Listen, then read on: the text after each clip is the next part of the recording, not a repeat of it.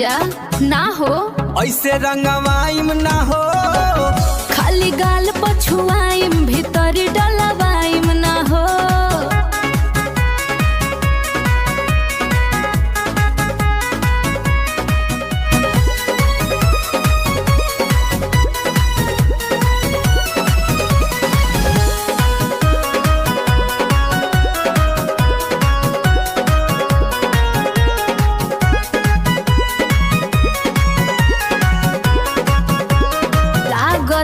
कि पियले बाड़ा देसी ब्रांड हो, करता वजीद जीजा अशोक कोई रान हो।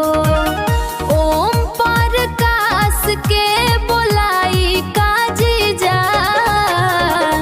ली हई पुआ खाई दी जीजा, ऐसे रंगवाइम ना हो, खाली गाल पछुआइम भीतर डलवाइम ना हो।